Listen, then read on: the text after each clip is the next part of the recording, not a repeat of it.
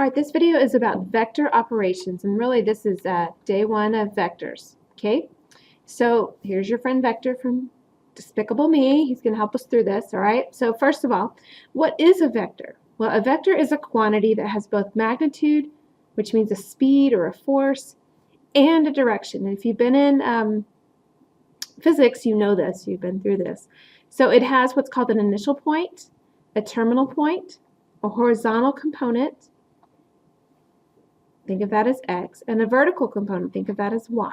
Okay, so I'm going to call that an I for initial, a T for terminal. And then with notation, it has two V's, and I think V for vector. So it always goes horizontal and vertical, just like an XY coordinate would, but you know it's a vector if it has the sideways V's. All right, so here's our horizontal, here's our vertical, here's the initial part of the vector, and here's the terminal end of the vector. All right. So vectors can happen out anywhere in space. They always have a magnitude and a direction. Now, there's something called a component form of a vector. All right. So if the initial point is this, x1, y1, and the terminal point is x2, y2, then the component form of the vector is simply this: the second x minus the first x, the second y minus the first y, yielding the vector, notice the V's now, v1, v2. All right, so why do we mess with this? Well, because we are accustomed to graphs starting at the origin and moving out, but sometimes vectors are all the way out here, and how do they actually look? Like, what does that combination look like? Well, we can convert it to what's called a component form that could be written from the origin. That's where we're going with this whole idea. All right, so let's try this. It's really just simple subtraction, okay? If the initial point is negative 3, 5, and the terminal point, we'll think that I, terminal point is 2, negative 4, write the component form of the vector. So initial to terminal, it's always going to be terminal minus initial on your x's, and then on your y's, it's terminal minus initial. So what's my terminal x? It's 2 minus my initial x, which is negative 3, so I add 3. Terminal y is negative 4 minus terminal or initial y, which was 5. So the component form of my vector then is 5, negative 9. And that's all there is to finding component form. It's pretty simple. Calculating magnitude. All right, calculating magnitude is important because it helps us know the strength of the vector. How much force does it have? How much speed does it have? How strong is this vector in movement? All right, so remember our initial point is down here, x1, y1, and our terminal point is up here. All right, and we've done all the work, and now we know we've found our x1 or our v1, v2, which is really just our component form of the vector. We found this part of it. All right, so what is that telling you? V1 is your horizontal distance. V2 is your vertical distance, right? Well, isn't this making a right triangle? Isn't that what it is? So guess what? Your hypotenuse is what we call the magnitude. All right, that's the magnitude. So we could write it like this: V1 squared plus V2 squared equals the magnitude squared. All right, so to solve for magnitude, I really want to take the square root of all of this. So I have V1 squared plus V2 squared. If I take the square root of that sum, then I will have the magnitude. All right, and we notate magnitude with 2 lines on either side of our vector. Okay, so let's walk through this example. If the initial point is 2, 7, the terminal point is 1, negative 3, write the component form, that's one problem, and then of the vector, that's one problem, and the magnitude, that's the second problem. So we'll do component first. Okay, remember, component is terminal x minus initial x, terminal y minus the initial y. So let's clean that up. That's negative 1, and this is negative 10. So there's my component form of the vector.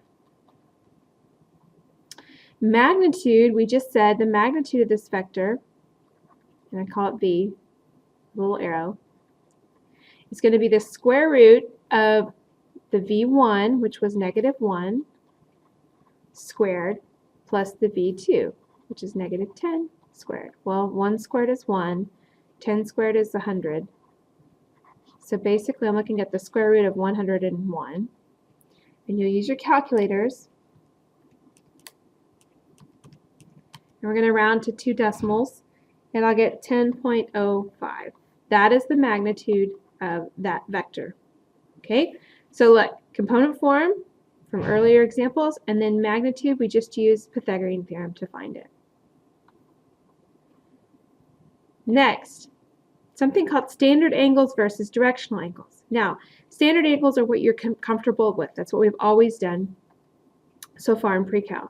Everything is started here and went this direction, right? No news there. That's called a standard angle.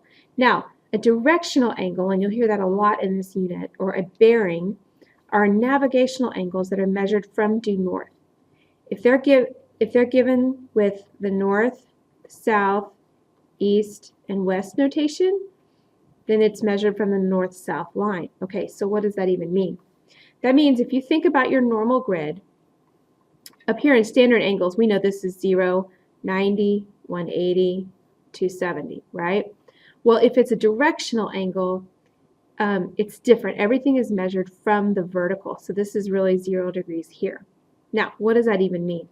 Well, let's say you're going to get a lot of angles in this unit, and it's going to be in the form of a direction. So something like north 25 degrees west. Well, hopefully you know your north, east, south, and west.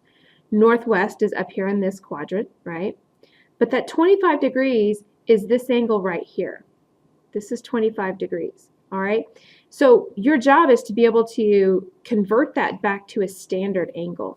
So I know that if this is 25 degrees past my 90 degree, right, the standard form of this angle is going to be 90 plus 25, which is 115 degrees, right? So this is standard versus directional angle. And you'll be asked to do that quite a bit. So make sure you don't forget where you started with your standard angles. Let's try another one. So it's draw an angle at south 43 degrees east. Well, south is down here, east is over here. 43 degrees is this angle right in here. All right? Convert it to a standard angle. Well, think about your regular standard angles. It's 0, 90, 180, 270. So to find that angle that starts at 0 and goes all the way around, I really would just take 270 and I would add 43 degrees to it. And I get a 313 degree angle. That's the standard form of this directional angle, right? Okay, so an example 4. Draw the angle north 17 degrees east. Hopefully you know this is north and this is east. 17 degrees is this angle right here. And convert it to a standard angle. So I'm looking for the name or the measure of the angle that's this angle right here. Well, you know that this is 90 degrees. And so essentially to find theta then, I would take 90 and I would subtract 17 degrees. And I would get a 73 degree angle. Now, why is this important? Because we're working towards problems that are word problems where they give you the angle in a directional angle form, but in order to work the problem out, we have to move it to standard form. So that's why we're doing this, and that's where we're going. So on this one, I want you to try it on your own. All I'm asking you to do on this is find the component form and the magnitude. All right, good luck, and we'll see you in class.